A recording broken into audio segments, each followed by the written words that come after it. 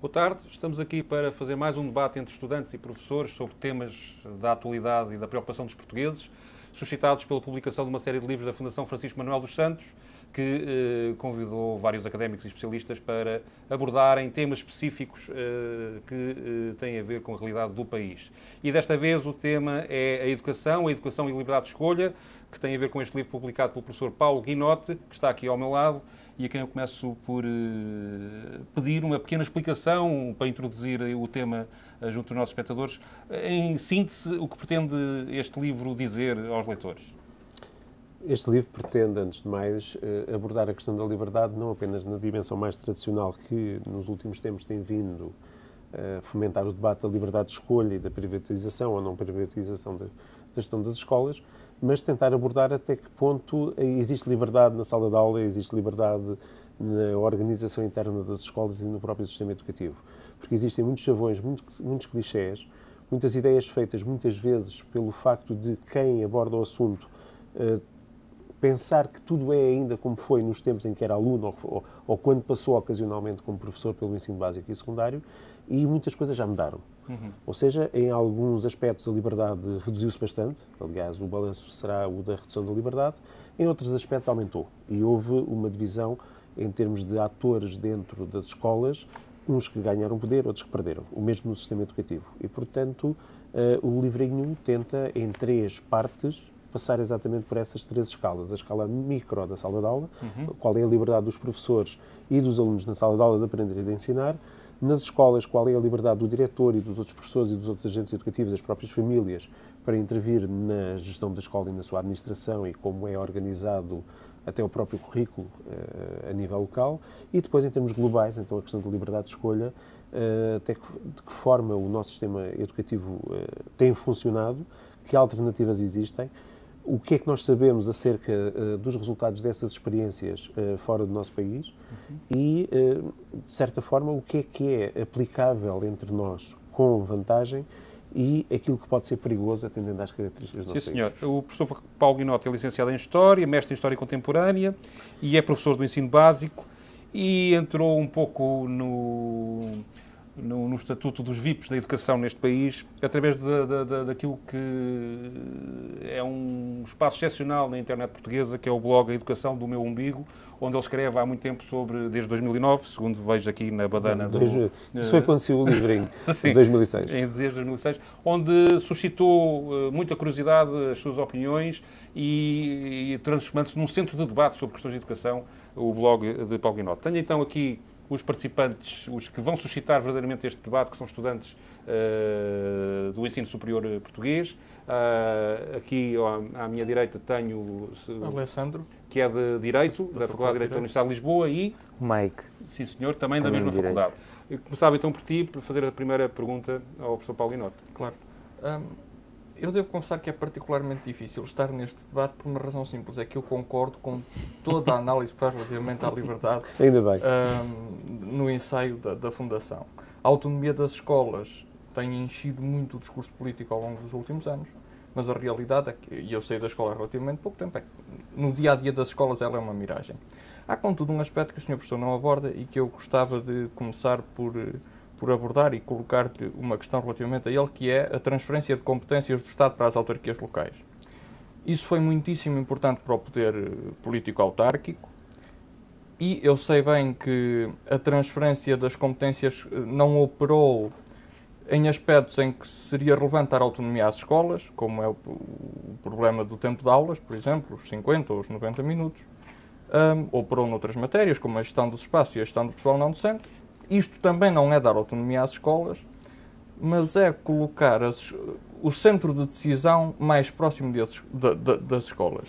Acha que esta transferência de competências é relevante para o debate, é um elemento a considerar, ou as motivações fazem com que não seja assim um elemento tão importante quanto isso?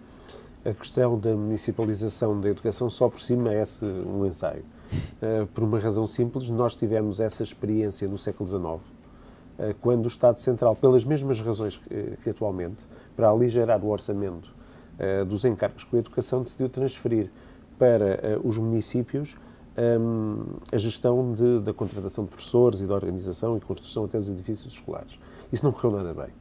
Não correu nada bem, ao ponto de, ao longo de todo o século XIX, o período e o responsável pela maior vaga de construções escolares ser um particular, Conde Ferreira. As escolas Conde Ferreira são as mais numerosas do século XIX e, curiosamente, por uma iniciativa privada, não municipal, não central. Porquê? Porque os municípios, normalmente e por regra, mesmo atualmente, debatem-se com problemas de verbas. Não é porque todas estas transferências de competências têm aquele chamado envelope financeiro. Nada disto pode acontecer sem que, se querem que os municípios assumam certas competências, e eu, por acaso, há mais de 20 anos estava a trabalhar numa Câmara quando foi a primeira vaga de transferência na sequência da reforma do Ministro Roberto Carneiro e da Lei de Bases, e assisti ao que foi o início da transferência das escolas do primeiro ciclo e a luta que houve com as verbas para os transportes escolares, para as questões das construções escolares e da manutenção. Portanto, para além de haver essa questão, e, portanto, saber-se nessa conjugação de poderes central e local como é que fica a questão financeira, mas para mim a questão da municipalização levanta mais reservas pela atomização que vai fazer ao nosso sistema educativo. Quando nós dizemos, e às vezes a nível central, que temos um sistema centralista educativo, temos que ter a noção que o nosso país, em termos de população e de população estudantil, está ao nível de uma grande metrópole internacional. Nós temos 10 milhões de habitantes e, provavelmente, o sistema educativo da cidade de Nova Iorque e do estado de Nova Iorque é maior que o nosso. E, portanto, nós não estamos a falar de um país... Mas isso tem a ver com a geografia também, exatamente. Não é possível exatamente. concentrar as pessoas todas num único ponto. Exatamente, mas na inversa, onde é que as experiências de municipalização são normalmente de maior sucesso? No norte da Europa, onde as comunidades estão mais afastadas, onde existe um espaço mais distante para que justifica que localmente existam soluções que a nível central são mais difíceis de implementar. Ora, o nosso país neste momento não tem assim uma dificuldade tão grande e não temos uma dimensão tal que se justifica atomizar em 300 unidades de decisão que, como sabemos por outras matérias, normalmente são contaminadas pelas questões político-partidárias. E o meu receio maior em tudo isto é de que, não defendendo que todas as medidas e todas as decisões sejam feitas a nível central, receio bastante, que já temos neste momento algumas experiências a esse nível, que a transferência para os municípios de competências que ainda não têm, nomeadamente ao nível da gestão do pessoal docente e das construções escolares, não apenas do primeiro ciclo, possa levar a que tenhamos os chamados conselhos de primeira e os conselhos de segunda. Quer pela relação política que estabelecem com o poder central e a facilidade que têm em ser apoiados, e isso sabemos que isso acontece. Por exemplo, estão neste momento a ser desenhadas experiências de municipalização, como é o caso de Óbidos, com a criação de uma primeira escola municipal. Quando existe uma rede pública perfeitamente disponível nessa zona, e não se percebe exatamente se a municipalização se destina a aproximar o núcleo de decisão das escolas, mas nisso é simples, é apenas transferir parte dessas competências para o próprio agrupamento, em especial nos concelhos onde um agrupamento esgota toda a oferta educativa, e, portanto, quer dizer, a transferência para o município é apenas uma questão de colocar um decisor político localmente, mas no Conselho Geral das Escolas estão lá 3 autarcas, normalmente em média. Agora, a outra questão será aligeirar o orçamento do Ministério da Educação. E eu penso que a municipalização, mais do que uma desconcentração verdadeira e uma autonomia e uma transferência para o poder local, pretende, no fundo, aligeirar o máximo possível o orçamento do Ministério da Educação. Algo que já neste momento está a ser conseguido com o ensino profissional, que é muito fomentado, mas é apenas porque as verbas vêm de um outro Ministério. E, portanto, a municipalização, com uma autonomia, se não for para ser levada a sério, provavelmente acaba apenas por fragmentar o nosso sistema de ensino e torná-lo cada vez mais desigual, porque os concelhos do interior não terão, e mais pobres, não terão capacidade para ter uma oferta tão rica como outros concelhos. Mas reforçar a autonomia das escolas também pode levar a que sigam um caminho nesse sentido, então? O reforço da autonomia das escolas depende de que autonomia falamos. Portanto, há vários níveis de autonomia. Há a administrativa, há a financeira e há a pedagógica. O reforço da autonomia pedagógica seria importante. Mas terá sempre que haver um certo cuidado na forma como isso é gerido. Atualmente, a autonomia, no fundo, significa dizer às direções das escolas, e daqui para a frente, não sabemos ainda bem, porque a legislação está para sair, mas ainda não apareceu, até que ponto é a escola ter direito a um orçamento trienal, quadrienal, e depois geri-lo da forma mais económica possível. E chamam isso autonomia financeira. O que é que isso normalmente se traduz? Em mecanismos de maior controle dentro do agrupamento para gerir o pessoal docente e não docente de forma a ter a menor despesa possível e ter folga para outro tipo de gastos. Há aqui uma grande desconfiança em relação ao que tem sido esta última política deste governo. Dos últimos governos. Dos últimos governos. Neste momento está instalada uma desconfiança total no setor da educação. E é tanto mais grave porque, eu por mim falo, muitos dos próprios professores, que normalmente são considerados os mais insatisfeitos dentro deste sistema todo, tinham muitas esperanças no atual Ministro. Não apenas pelo que ele dizia, mas pelo seu próprio prestígio e tudo isso. Agora, não há neste momento verdadeiramente nenhuma confiança entre a generalidade dos atores na educação. Os professores não confiam... Mas não admito que, apesar de tudo, que essa política de centralização financeira que acaba por ter alguns efeitos positivos... Não, há sempre efeitos positivos e negativos. Normalmente temos que... há os argumentos corporativos. Eu sou professor e não consigo desligar-me dessa condição. Mas também sou encarregado de educação. E, por exemplo, eu às vezes aflige-me ver coisas, enquanto encarregado de educação, que discordo dos professores, de decisões dos professores. Mas, enquanto encarregado de educação, por exemplo, há questões que me afligem, como o facto de termos uma escola, neste momento, mesmo a pública, a 3 velocidades. Ou seja, temos escolas, há alguns centros urbanos e há alguns centros afortunados, com escolas maravilhosas, ao nível de um primeiríssimo mundo, mas depois temos as escolas que estão como eu as deixei, enquanto aluno, há mais de 30 anos. Que são aquelas construídas no início dos anos 80, em que temos quadros interativos brancos, mas depois, como as escolas são de uma tipologia nórdica, que não fazia entrar toda a luz possível, entra a luz de uma forma que metade da turma, quando são 30, não vê nada do quadro interativo, portanto, nada disto se encaixa. Mas a desconfiança maior é que, no passado, muitas coisas foram afirmadas com um objetivo que não se traduziu na prática. E é verdade que os 6 anos de desconfiança em relação, os 4 ou 5 em relação à Ministra Maria dos Lírios foram muito grandes. Porque muitas medidas foram apresentadas como para melhorar a escola, como para fazer tudo melhor. E isso não era verdade. O que se pretendia na altura era gastar menos. E transferir verbas... Que é o problema deste governo também. O problema deste governo, digamos que tudo aquilo que foi feito nos outros 4, 6 anos, porque depois houve ali aquele compasso de espera do segundo governo de Sócrates, mas este governo aprofunda as medidas anteriores. Vamos a ver, a legislação nova propriamente dita não existe. Foi aproveitada a legislação anterior, em que se abriu a porta para uma série de medidas, e nós neste momento temos uma coisa tão simples como e falando corporativamente, um corpo docente envelhecido, porque não é renovado, por outro lado, amputado no topo de alguns dos elementos mais experientes que pura e simplesmente saíram, e ao mesmo tempo com mais horas letivas, porque aquelas negociações que vieram na sequência da greve às avaliações do ano letivo anterior traduziram-se na prática em nada, ou seja, temos mais horas letivas, sendo que a acumulação de cortes dos últimos anos fazem com que, logo à partida, no salário do professor, tenha um corte de cerca de 15%. Ora bem, as pessoas, perante isso tudo, naturalmente desconfiam, porque tudo o que foi dito num sentido que não se tornou prático.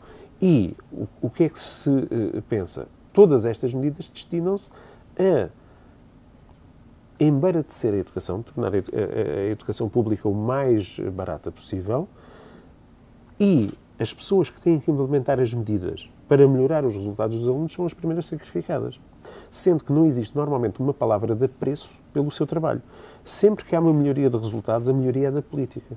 Sempre que as coisas correm mal foi porque eles não implementaram bem as coisas.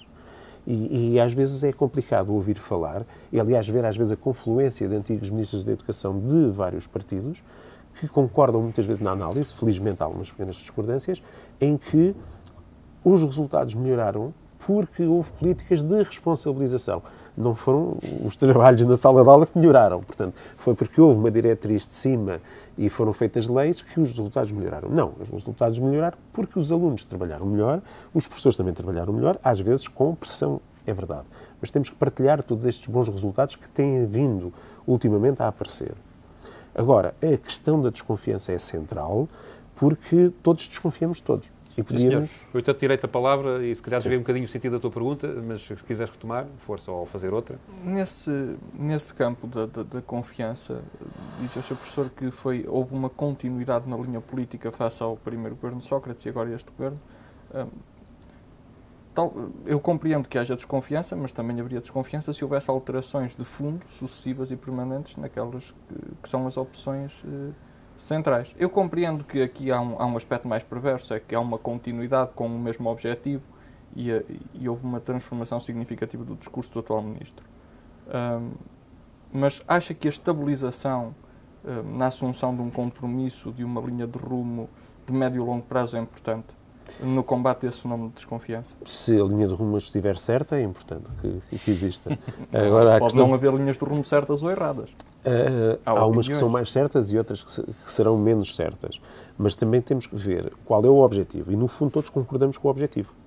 O objetivo com que todos concordamos é que os nossos alunos devem ter um melhor desempenho efetivo, melhores aprendizagens, não é só ter melhores resultados nos exames, é serem mais competentes, serem mais capazes, terem mais conhecimentos, chegar ao ensino superior melhor preparados e, ou no caso de não irem para o ensino superior, estarem prontos para entrar para o mercado de trabalho nas melhores condições. Concordamos todos com isto. E devemos fazer isso com racionalidade económica, ou seja, não é aquele velho problema de vamos meter dinheiro em cima disto e isto resolve-se por si só. Ajuda. Não compra a felicidade, mas compra coisas que ajudam à felicidade. Agora, os meios de atingir esse fim é que podem motivar muitas discordâncias. Eu dou um exemplo muito simples. Até há pouco tempo atrás, até o novo modelo de gestão das escolas, de 2008, as escolas podiam optar por um modelo mais partilhado ou unipessoal de gestão da escola. Ou seja, ou teriam um diretor ou teriam um conselho diretivo. Em nome da autonomia passou a haver um modelo só. Sendo que esse modelo, curiosamente, é muito diferente do modelo do ensino privado. Quando se diz que as escolas privadas têm um melhor desempenho e que se devia seguir o modelo, curiosamente, ao nível da gestão, isso não acontece. Porque há uma figura nas escolas privadas, especialmente nas TOP, que é o do diretor pedagógico, que não existe nas escolas públicas. Nas escolas públicas existe um conselho pedagógico, que muitas vezes foi esvaziado de poderes, que muitas vezes apenas é uma emanação da direção, que por sua vez tem assento no Conselho Geral. Ou seja, optou-se por um modelo em que se concentra tudo numa pessoa. Sendo que essa pessoa, por muitas qualidades que tenha, nem sempre, nós se calhar não temos 1000 e tal excelentes pessoas para dirigir mega agrupamentos e agrupamentos. E, portanto, as escolas deviam ter a autonomia de, na sua orgânica, poderem optar por modelos diferentes. E nós chegámos a um ponto... Defendia o modelo do Conselho Diretivo antigo? Não, eu defendo a possibilidade de escolhermos entre modelos. Por exemplo, até há pouco tempo atrás, os coordenadores de departamento, e isto foi uma quebra de confiança dentro das escolas, não é só entre os professores e os diretores, ou entre os professores e o Ministério, ou entre as escolas e o Ministério, ou entre os sindicatos e o Ministério, porque muitas vezes confundimos escolas, sindicatos e professores. São coisas muitas vezes diferentes. O que acontece é que o modelo em si passou a ser hierárquico, ou seja, as pessoas que antes escolhiam o seu representante para, no pedagógico, apresentar as suas posições, viram esse modelo invertido. Ou seja, o diretor é que nomeia pessoalmente cada um dos coordenadores. Portanto, a lógica de consulta às bases, digamos assim... E há a luta de poder dentro das escolas? Depende das escolas. Depende do estilo de direção. Há diretores excelentes que continuam a agir da melhor forma possível e há outras pessoas que claramente sentiram-se muito importantes. Foi como a história da criação dos professores titulares.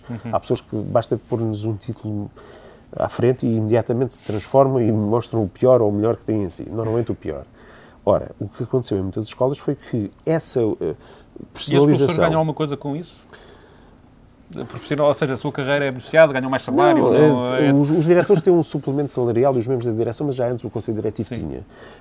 Foi mais a questão simbólica. A ministra Maria Lourdes Rodrigues, eu já tive 1 ou 2 debates em que ela apareceu e estava a falar, em que, num dos casos até era com outros diretores, em que ela criticou os diretores, alguns diretores, por não terem assumido o que ela lhes ofereceu, que era, os diretores eram o braço direito do Ministério na transformação do paradigma. Então, o nosso paradigma está sempre a mudar, por isso, apesar de ter havido uma linha de rumo, não há ministro que não fale em mudança de paradigma. O atual não diz bem isso, mas diz uma coisa muito parecida.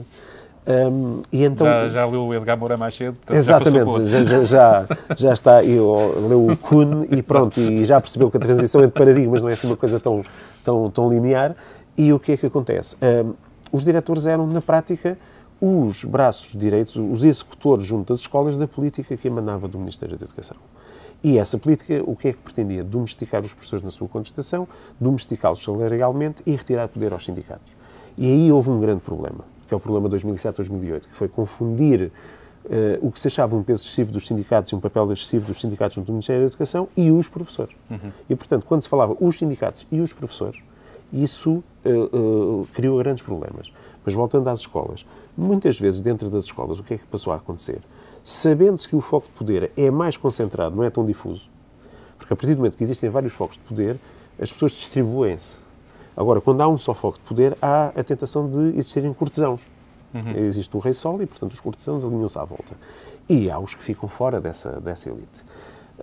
Isso cria um ambiente nas escolas muito complicado. Complicado, porque o processo de escolha do diretor, que passa por um Conselho Geral, que é um novo órgão, que nem sequer entraria, não está muito bem enquadrado na lei de bases, leva a lutas de poder de dois tipos. Há os diretores que se eternizam, e, portanto, estão 10, 15, 20 anos e ainda são eles, pelas boas ou más razões. Em contrapartida, em alguns sítios, passou a existir lutas de poder de tipo partidário. Lá está o Conselho Geral, com a entrada das autarquias nesse órgão que faz a escolha dos diretores e dos encarregados de educação, que ficam, não digo em maioria, mas com o pessoal não docente, que também depende em alguns casos da autarquia, ficam em maioria em relação aos professores, fez com que existisse, muitas vezes, um conflito sobre... e podendo haver várias listas para o Conselho Geral, e há guerras internas dentro das escolas. E isso é complicado quando chega à altura... E tem por trás algum panorama partidário, ou influência local, ou pode ter influência local, o autarca local. Aliás, basta lembrarmos da disputa que agora houve acerca da acumulação dos cargos, que é perfeitamente ilegal em termos do modelo de gestão. Ou seja, o modelo de gestão diz que o diretor é em dedicação exclusiva, recebe um suplemento remuneratório por ter dedicação exclusiva e não se pode dedicar a nenhuma atividade pública ou privada, remunerada ou não, exceção feita a investigação, palestras e tudo mais. E o que é que nós tivemos? A rendição absoluta do Ministério da Educação, depois dos serviços dizerem não, os senhores não podem ser vereadores, não podem ser presidentes das Assembleias Municipais, por vontade a decidir em interesse próprio.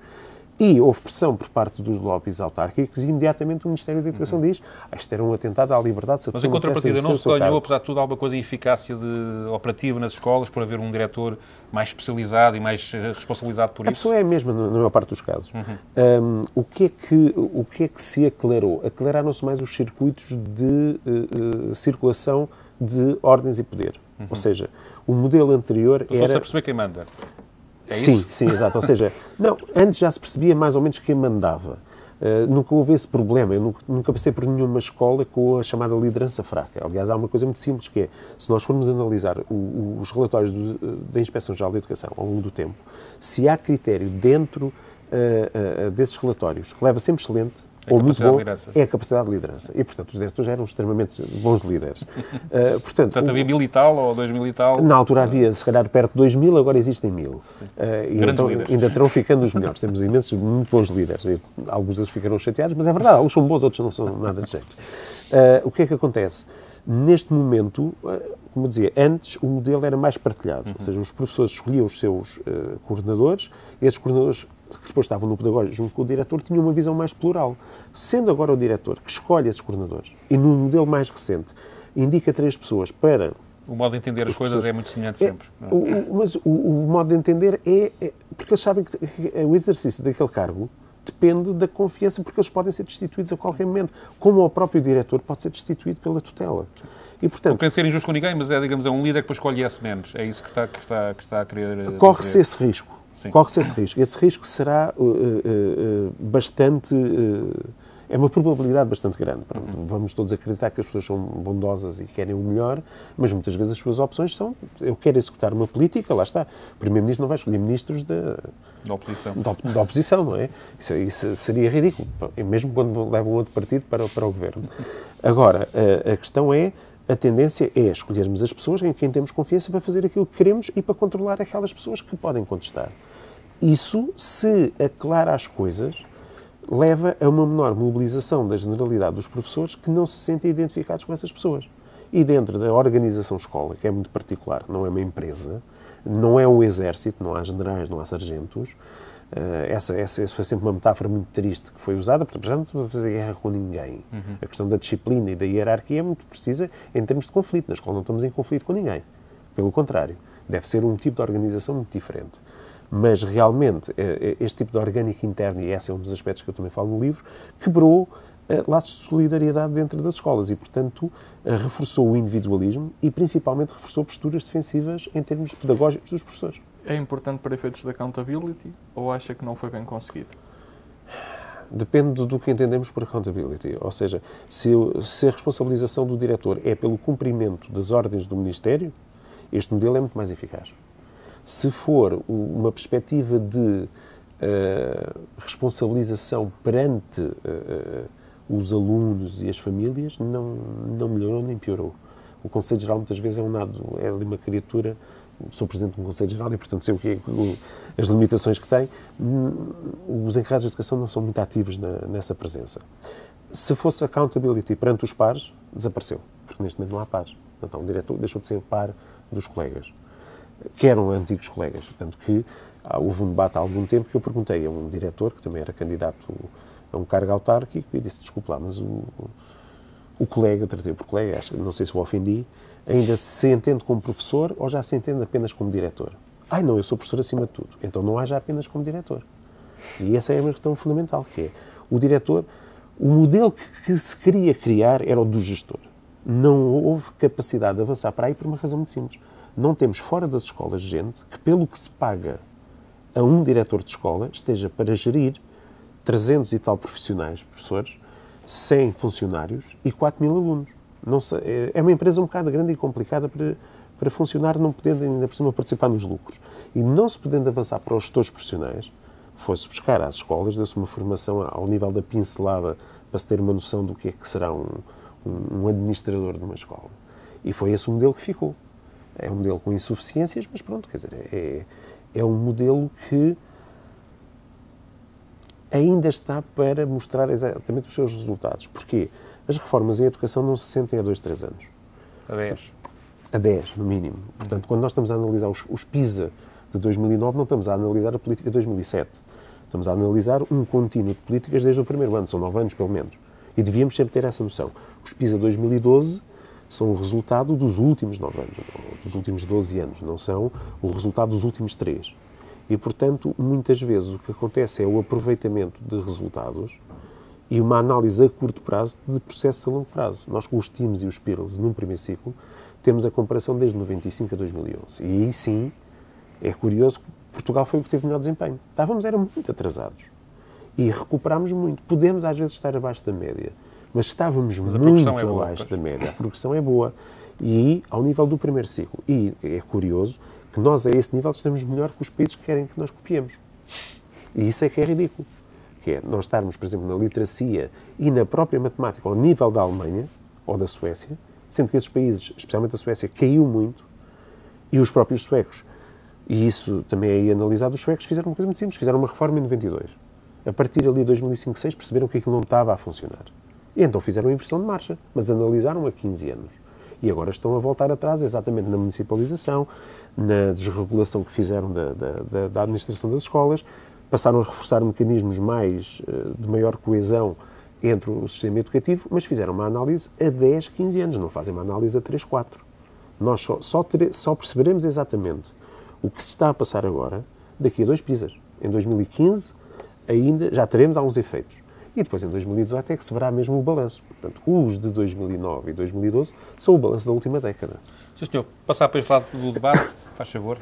Pronto, primeiro queria saudar o professor pela sua obra, que está concisa, mas tem pontos muito importantes, e queria perguntar-lhe o seguinte: às tantas escreve que quanto a liberdade que se dá por vezes aos pais para escolher a escola dos filhos pode, de certa forma, aumentar a desigualdade e, em última análise, acabar por haver escolas com alunos muito bons e escolas com alunos muito maus. Então eu perguntava-lhe em que medida, aliás, quais são os critérios, os motivos que podem justificar a escolha pelos pais das escolas dos filhos ou então, por outro lado, não há, não pode haver esse motivo? Assim, o que nós conhecemos de outros países sobre os motivos da escolha dos pais, portanto, quando há uma possibilidade de escolher livremente, quase sem limitações, a escola, a tendência é para escolher escolas com, não é necessariamente a melhor escola do ranking, mas aquela em que socialmente e culturalmente as famílias mais se identificam. Portanto, existe um fenómeno, aquilo que se chama de identidade do projeto educativo será uma coisa diferente, há uma identificação social e cultural da escola que se pretende. Por exemplo, uma zona onde há muitos católicos Exatamente. praticantes, a escola católica terá vantagem. Exato. Nos Estados Unidos, as escolas confessionais são um exemplo típico disto, ou seja, e não só nos países anglo-saxónicos, isso é muito habitual, e mesmo na Europa agora, com a presença muçulmana, tem havido muito a questão da Holanda, por exemplo, de escolas praticamente pura e simplesmente islâmicas e islamizadas com uma forte identificação. Mas o problema é mais complicado do que esse, porque esse será uma espécie de segmentação cultural e social das escolas. O problema é que, quando há liberdade de escolha, nem todas as pessoas estão na mesma posição relativa para fazer uma escolha informada e com meios para a levar até ao fim. Vamos imaginar, eu dou aulas na margem sul, numa escola básica, junto a um bairro extremamente problemático, em que poucos alunos terão a liberdade, se tivessem a teórica possibilidade disso, de ir para um liceu de topo de Lisboa. Por uma razão, mesmo que lhe deem um cheque em ensino com o valor médio, falta-lhes tudo o resto.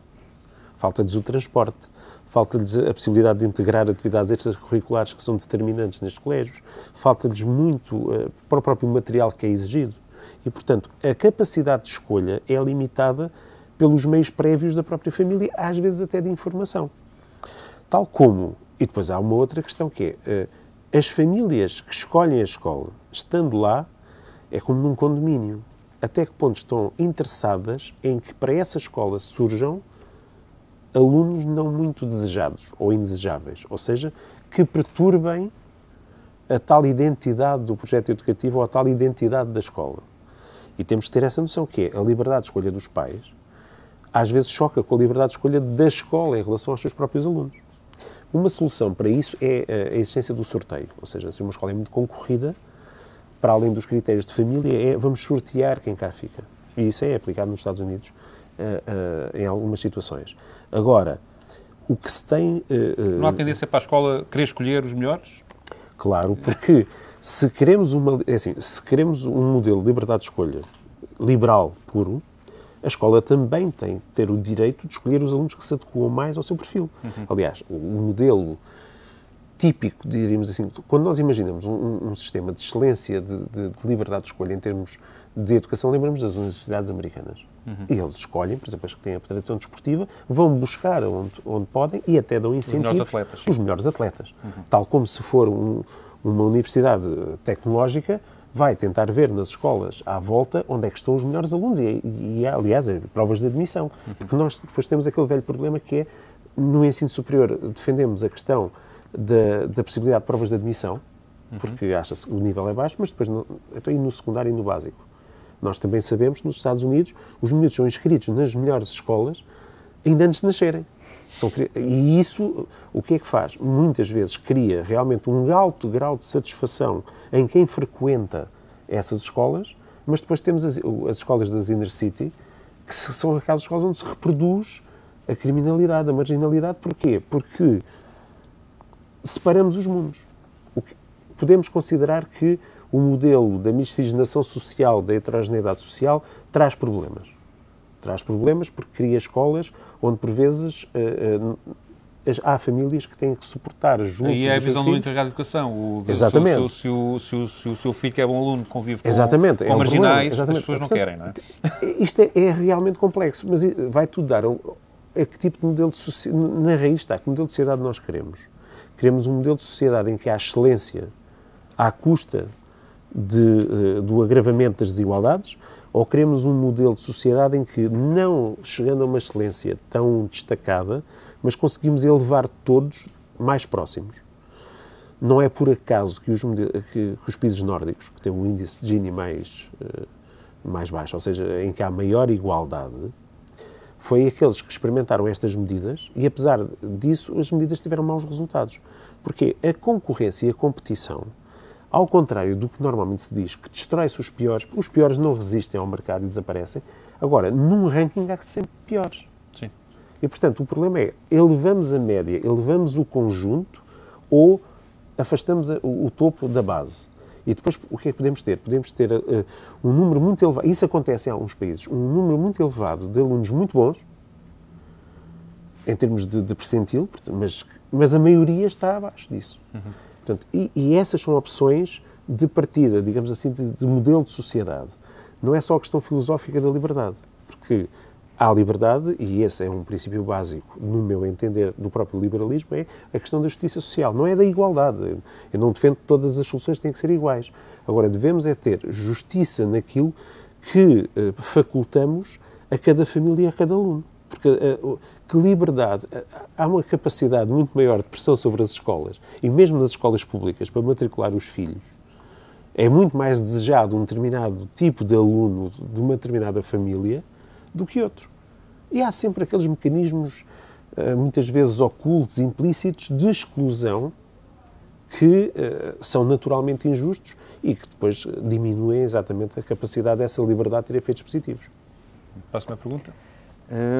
Queria retomar essa ideia que diz, que realmente também acho importante, que é, então, se defendemos uma liberdade de os pais poderem escolher a escola dos filhos, também teremos que defender a liberdade das escolas escolherem os alunos que vão para essa escola. Sim, portanto... em termos teóricos, perfeito, porque... E depois há um conflito entre essas duas liberdades. Porque quando se defende a liberdade em termos de direito absoluto e quase direito natural, temos de nos lembrar que, e no debate online para a Fundação eu escrevi isso, que a democracia e a sociedade que nós temos atualmente democrática se baseia na limitação das liberdades. Não é das liberdades daqueles que ao longo da história tinham numa minoria concentrada esse poder. Foi a limitação, digamos assim, e é outro exemplo, uma metáfora que se pode usar da selva. Na selva a liberdade é ótima para o predador. Quer dizer, a gazela não estava muito satisfeita com a liberdade do leão, não é? Agora o leão está perfeitamente confortável. E nós, em termos sociais, temos dito isso. Só quando falta gazelas é que não gosta. Quando falta gazelas, quando depois há já predadores a mais, a coisa é complicada e depois tem que passar para outra espécie. Agora, a questão é que nós temos ao longo da história o quê? O avanço do próprio liberalismo é feito contra o despotismo. Ou seja, no fundo, contra a liberdade do mais forte. Foi limitando a liberdade dos mais fortes para permitir que a maioria tivesse mais liberdades que nós construímos aquilo que eu acho que é a democracia liberal. Ora, curiosamente, agora o liberalismo defende uma coisa que na prática conduz ao contrário, que é os mais fortes têm sempre, num Estado em que a liberdade é distribuída, digamos assim, igualmente sem mecanismos de regulação, têm sempre mais possibilidade de atingir mais do que aqueles que estão na base. Os mais desfavorecidos terão sempre muito maior dificuldade e ficarão sempre remetidos mais para trás se não houver mecanismos compensatórios. Claro que há maneiras de alterar isto. Claro que há maneiras de implementar medidas de liberdade de escolha em que se reduzem esses riscos. O problema é que nós não temos neste momento, nos últimos 20 anos, demonstrações claras disso em termos globais. Ou seja, há experiências de sucesso, não vale a pena negá-las, há. Agora, devemos, se calhar, pensar que tal como nos Estados Unidos há exemplos de sucesso localizados, deveremos fazer essas experiências localizadas. O que é que nós temos normalmente? É experiências piloto, com 10 escolas e no ano a seguir para o país todo. Não pode ser assim. O vocacional foi assim. Houve 11, 12 escolas e agora 500. Não pode ser. Tem que ser gradativo, tem que se testar, tem que se monitorizar o avanço. E nós temos sempre aquela ânsia de testa-se um ano ou dois e a seguir é para toda a gente. Quer dizer, não há pior autoritarismo do que esse, que é a imposição de modelos únicos. Por exemplo, qual é o interesse? A liberdade de escolha. Mas se o Ministro diz que é natural 50% dos alunos sigam os cursos profissionais, quer dizer, nós não temos que ter uma meta. Naturalmente, os alunos devem ir lá para essa meta ou não, e não, por exemplo, avaliar as direções das escolas por oferecê-las. Porque é curioso que há muita oferta, porque as direções das escolas têm accountability e são avaliadas, mas são avaliadas exatamente de acordo com as diretrizes do Ministério. Se o Ministério quer impor o ensino profissional, muitas vezes os alunos até podem não querer ir para ele, nem para o vocacional. Mas não tem alternativa. Mas não tem alternativa porque a escola diz, não, nós temos que criar 2 ou 3 cursos, temos que arranjar aqui alunos e depois anda-se a regimentar 20 ou 30 alunos para cada uma das turmas. Quer dizer, não é assim que as coisas devem funcionar. Como é que vê o papel da gestão, como é que vê o papel das escolas privadas e nesta relação com o público, nestas mudanças todas que estão a ter, e a própria questão da liberdade de escolha? Vejo que o tom é sempre em defesa da escola pública, mas... não, eu defendo muito as escolas privadas, como costumo dizer. Ao contrário do que nós pensamos, de acordo com umas estatísticas com 2, 3 anos, nós temos 15% dos alunos em escolas privadas ou privadas com contrato de associação. Por estranho que pareça, nos Estados Unidos só há 5%. A rede nos Estados Unidos é fundamentalmente pública.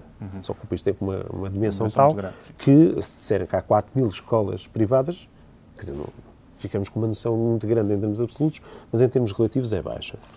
Nós temos 3 situações. Temos as escolas privadas que funcionam no mercado das escolas privadas com os projetos que têm um mercado, digamos assim. E essas escolas normalmente aparecem nos rankings muito bem colocadas porque são projetos que são privados e que pretendem ser privados.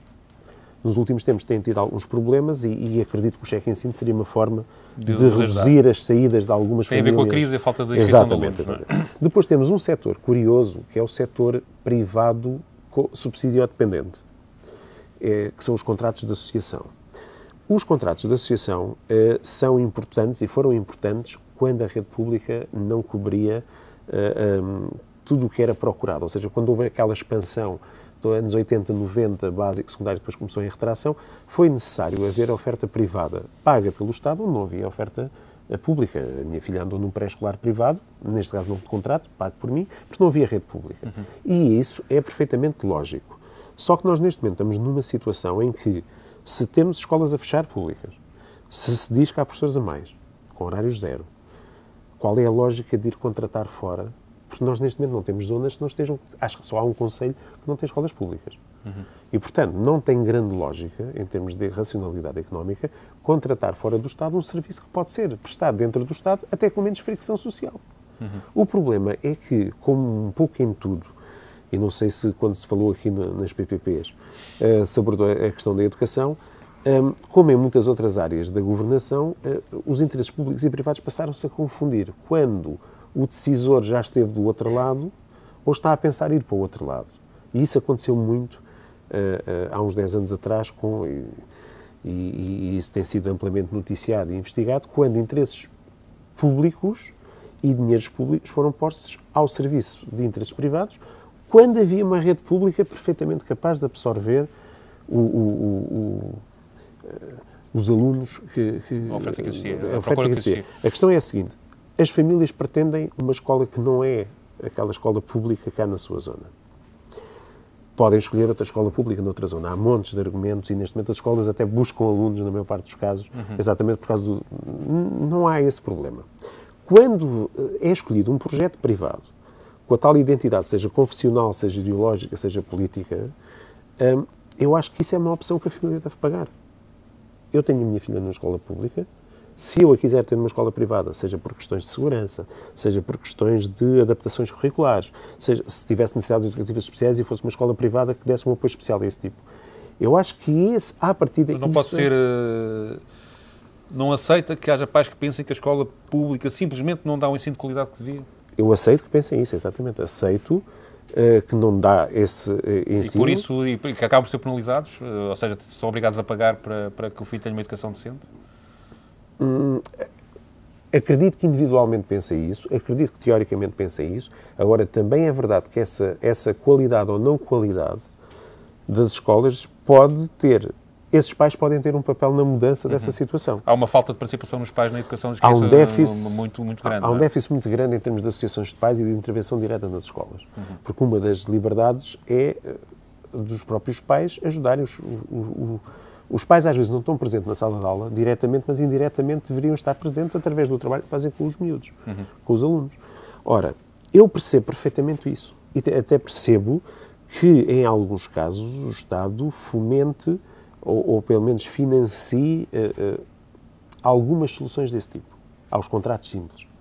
Portanto, vamos imaginar que há uma escola privada com uma vocação de atividades extracurriculares mais para a área das expressões ou para a área das tecnologias. E essa família, a partir, vamos imaginar, do 7º ano, quer que o seu filho siga nessa área. O caminho dessa área, sim. Faz um contrato simples. Portanto, e isso existe. Portanto, já há esse mecanismo. É só largá-lo um pouco mais. Portanto, não é nenhuma novidade. O que eu acho mais estranho é que na definição da rede escolar em alguns concelhos não se toque no número de turmas que é atribuído às escolas privadas, enquanto que se reduzem a das escolas públicas. Sem que exista esse argumento, porque assim, eu percebo esse argumento, lá está, em termos individuais. Não consigo perceber esse argumento em grupos de 20, 30 ou 40. Não, o que eu percebo é que há um determinado grupo de pessoas que realmente preferem alguns pequenos luxos que existem nessas escolas privadas, seja em termos de controle de disciplina, porque há regras que nós nas escolas públicas não podemos seguir e que nas escolas privadas seguem, de acesso e de entrada na escola, de envolvência, de transporte escolar específico. Eu percebo isso tudo. Agora, lá está, em alguns casos, se calhar trabalhando com as escolas públicas para que essas soluções também sejam adotadas nas escolas públicas, será, em primeiro lugar, a primeira opção. A segunda opção será tentar ir para a escola privada e ter esse apoio. Só que, lá está, se nós estamos numa situação de contração orçamental e de sacrifícios, esses pequenos luxos talvez tenham que ser sacrificados. Sim, senhor. Ainda dou direito a mais uma pergunta a cada um. Mas, professor, agora provocando um bocadinho relativamente àquela que foi a linha do debate todo, o senhor professor tem muita dificuldade em ver o diretor da escola como um executor no terreno da política do governo. E, em parte, também o é. Nós não podemos olhar para uma escola secundária é um serviço público, insere-se, não é administração autónoma do Estado. Portanto, o diretor, em parte, é um executor no terreno da orientação política do governo e, portanto, o limite à autonomia das escolas possivelmente é esse. E, portanto, quando discutimos a questão da accountability, o senhor professor dizia, sim, sob o ponto de vista de um ministro poder controlá-lo melhor, sim, é verdade. E isso não é bom? Levemos a coisa a um outro extremo. Eu sou, na sala de aula, um executor da política ministerial em termos de currículo e de programa. E, às vezes, não há grande margem de manobra. É mesmo assim, ponto final. Estamos a dar o renascimento, não vamos agora discutir especificamente uma matéria completamente diferente. Quer dizer, todos nós somos executores de uma política central, seja em termos curriculares, programáticos, administrativos. Certo. A questão está no estilo ou na forma como isso pode ser atingido. Ou seja, os governos passam, os professores e os diretores ficam. E os alunos também vão passando, mas muitos deles ficam lá há bastantes anos. Infelizmente. Agora, se é verdade que o diretor deve ser um bom executor, sim, mas deve também fazê-lo de maneira a que a sua organização funcione bem e num bom ambiente de trabalho. Vamos imaginar, o administrador de uma empresa deve seguir os objetivos do acionista, ter o maior lucro possível, mas, se possível, não escravizando os trabalhadores. E o que é que acontece? Muitas vezes a questão dos diretores é, lá está, pessoalmente nunca me dei mal com nenhum diretor meu, ao presidente do Conselho Diretivo, e sempre encontrei pessoas minimamente abertas. Agora, ouço histórias perfeitamente mirabolantes. Porque a questão não é fazer aquilo que o ministro... Digamos assim, não é fazer o que a Troika faz, é fazer mais que a Troika. E temos alguns diretores que são mais papistas do que o Papa ministerial. E há coisas que podem ser feitas com um estilo de liderança completamente diferente, mais partilhada, mais discutida. Por exemplo, vamos imaginar a assinatura de um contrato de autonomia. Na minha escola foi feita uma reunião geral de professores para debater esse assunto e um encontro que foram lá pessoas falar sobre a autonomia dentro da escola. Há outra, e eu fui assinar juntamente com a diretora o contrato de autonomia. Mas há diretores que decidiram sozinhos, apresentaram a questão perfeitamente decidida, nunca reuniram com ninguém e limitam-se a dizer que são eles que decidem, portanto, isto na prática, no dia-a-dia, o que é que provoca? É as tensões entre professores? Mas depois provoca, de facto, um abaixamento da qualidade de ensino em si? Ou se calhar isso é só conversa?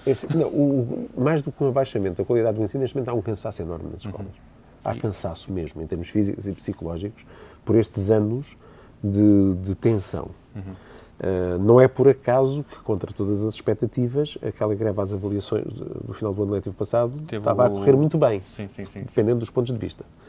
Mas teve uma adesão forte, sim. Teve uma adesão forte e, principalmente, conseguiu-se uma solução em que, sacrificando pouco cada um, se conseguiam resultados interessantes. Sim.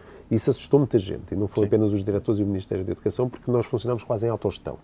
Não precisámos de ir lá nenhum comissário sindical dizer-nos vocês rodam assim. Não, nós rodamos por nós próprios. Lá está.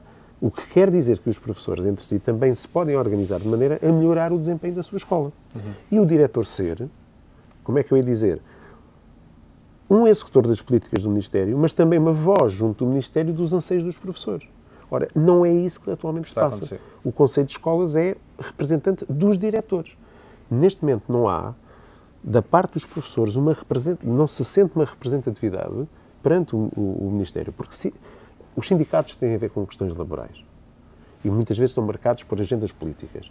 Os professores gostariam de ter, ou de ser ouvidos, não apenas segundo canais que têm agendas que não são as dos professores globalmente. E o que varia seria através dos próprios diretores.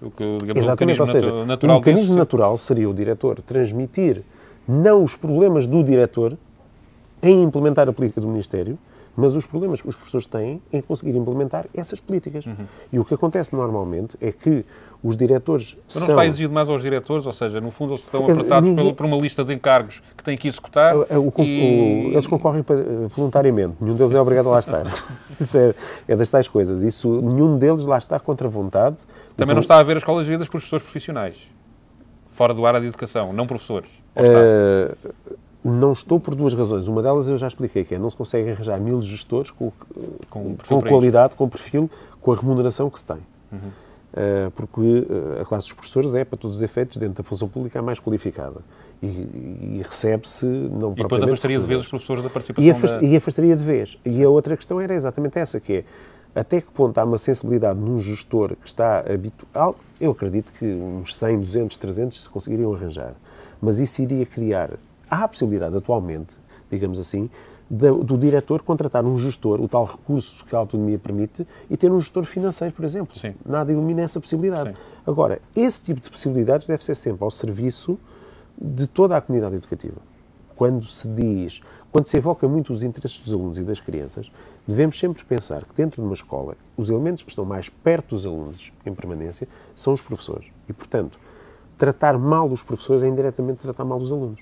Porque se vocês forem às escolas e perguntarem aos alunos o que é que pensam neste momento da atitude dos professores, de certeza que lhes dirão que estão mais desanimados, estão mais tristes, coisa que há 4, 5 anos atrás, no auge da conflitualidade com o primeiro governo de Sócrates, não se notava tanto. Portanto, neste momento há uma espécie de refluxo emocional, as pessoas estão mesmo desanimadas. E o que é que acontece? Isso naturalmente abaixa a qualidade do ensino, porque a pessoa não está com aquela energia de experimentar coisas novas.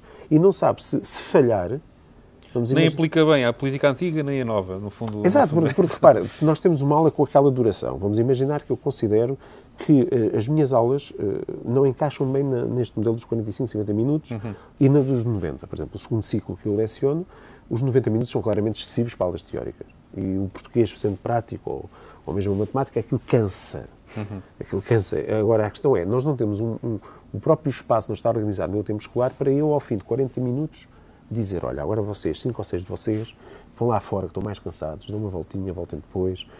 Eu não posso fazer isso. Imediatamente tenho alguém no corredor a dizer que eu deixei sair alunos para fora e posso ser chamado a atenção para isso. Portanto, o eu agarrar nos alunos e vamos dar uma volta pela escola agora a outra sala. É a parte da liberdade que diminuiu? É essa parte da liberdade que diminuiu. Eu, o período passado, dei-me aula nas escadinhas lá do pátio da escola. Mas era na última semana de aulas. E dissemos, está um pôr do sol tão bonito, não vamos para a sala. Mas eu faço isso por minha conta e risco. Que é, agora vamos ter aquela e vamos aqui conversar sobre um tema qualquer. Este tipo de liberdade é uma exceção. Não é que antes fosse a regra. Mas a nossa percepção de que é possível fazer isso diminuiu. Porque há riscos. Porque depois, vamos imaginar, temos uma avaliação de desempenho e vamos imaginar que o nosso coordenador não gosta nada dessas habilidades. E corremos riscos. E depois temos um modelo de avaliação de desempenho completamente ridículo, que é, eu dou 700 aulas por ano e sou observado em 2. Quer dizer, eu costumo dizer isto por anedota, até o pior professor dá 2 boas aulas no ano. Falha as outras 698. Portanto, isso não, nesse aspecto sou anticorporativo, que é, combina-se a hora, ou dia, não sei o que mais, até o pior professor dá 2 boas aulas. Sim. Quer dizer, só se estiver muito enervado e falhar. E depois as outras 698 são uma desgraça completa. Sendo que vem um professor da escola ao lado. Este modelo agora, de avaliadores externos, é o professor da escola ao lado que vem e que ninguém sabe porque é que ele é o avaliador externo. Se calhar foi aquele que foi Nem apanhado pelo diretor. bem. Coitado, às vezes chega lá, mas olha, desculpa lá, tenho que vir fazer isto. Portanto, o modelo não está... Lá está. Como não foi consensualizado minimamente dentro das escolas, funciona de forma... Como é que eu ia dizer? Um bocado à portuguesa, que é, vamos fingir que isto está a acontecer. Mas não está a acontecer nada. A avaliação de desempenho não está a acontecer. A avaliação... a verdadeira accountability não existe. Não existe. Então, a última pergunta. Bem, a pergunta que eu lhe queria fazer toca aqui também no que falou, uma pergunta mais controversa. Então, o que acha da avaliação dos professores e em que medida isso poderia ser feito de forma a que os próprios professores estivessem de acordo com isso? Porque, como se tem visto, são muito contra, sim, por certos motivos.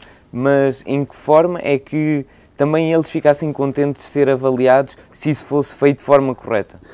Há um setor que nunca ficaria feliz por ser avaliado, isso é verdade, e há um outro setor que fica muito feliz por avaliar. Depois, no meio, está a maioria. Digamos que há 15% que detestaria qualquer tipo de avaliação e há 15% que gosta muito de ser avaliador. Depois há 70%, que está no meio, onde eu estou, que gostaria de ser avaliado corretamente ou de avaliar corretamente. É assim, o modelo... Há dois modelos muito opostos. Há aquele modelo muito...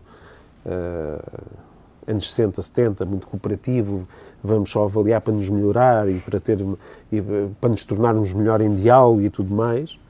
Esse modelo em si é insuficiente, obviamente. O modelo muito hierárquico, muito diretivo, com grelhas para observar se o professor chegou a escrever o sumário, se dirigiu de forma diversificada aos alunos, isso tudo também não é. Agora, é óbvio que, em primeiro lugar, a avaliação de um professor deve sempre ser feita em sala de aula, a dar aulas. Nenhum professor devia ser avaliado sem ser a dar aulas. E devia ser a dar aulas, digamos assim, num modelo que deveria combinar. Eu defendia em tempos um modelo muito impopular entre os meus colegas, que estaria associado às mudanças de escalão.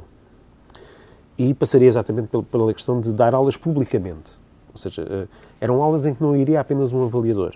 Iriam, se necessário fosse, encarregados de educação, uma espécie de um pequeno júri, para não tornar a avaliação tão pessoal, porque se o professor que é avaliado tem um estilo de avaliação diferente do avaliador, pode dar problemas. Agora, a questão da avaliação tem duas vertentes. Atualmente temos duas, é aquela da prova de ingresso na carreira e a da avaliação de desempenho para quem está dentro do modelo. Esse modelo de avaliação, neste momento, está a ser implementado sem grande resistência, curiosamente, mas também sem grande convicção. Qual seria uma alternativa melhor?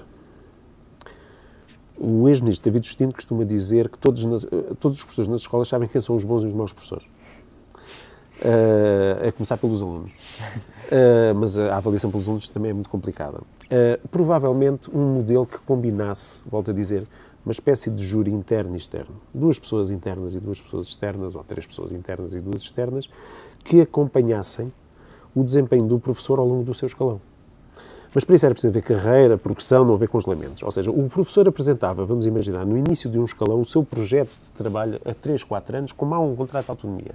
E ele tinha, e acompanharia uma turma, vamos imaginar, se fosse no terceiro ciclo, é um projeto a 3 anos a acompanhar uma turma do 7º ao 9º ano.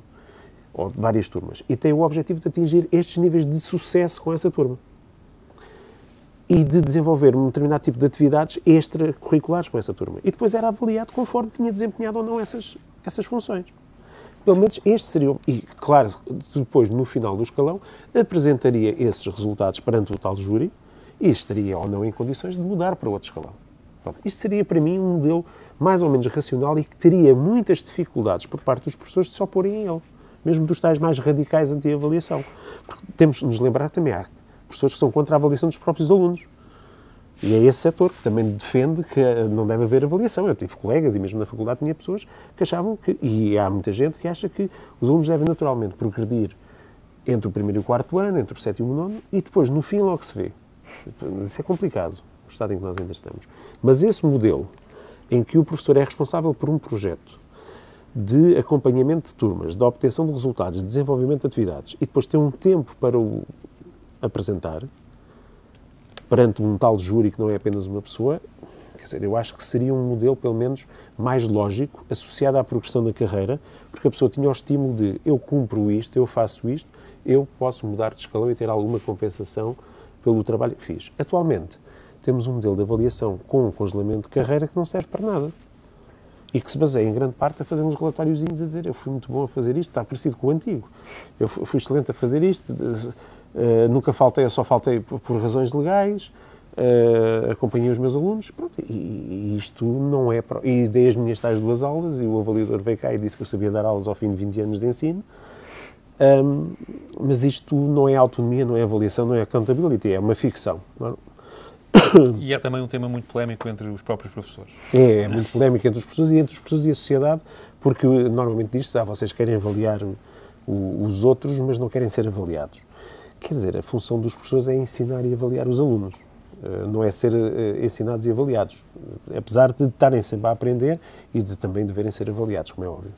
Sim, senhor. Vamos então encerrar aqui este debate de hoje. Quero chamar a atenção para o QI de amanhã, que vai ter um artigo do professor Nuno Cardoso sobre o debate que tivemos aqui anteriormente, da economia paralela, e o QI da outra semana, que terá uma análise feita ao livro que hoje nos trouxe aqui, este Educação e Liberdade de Escolha, assinado por Paulo Guinote, com temas muito polémicos acerca da educação em Portugal e posições que são originais. Boa tarde e até à próxima.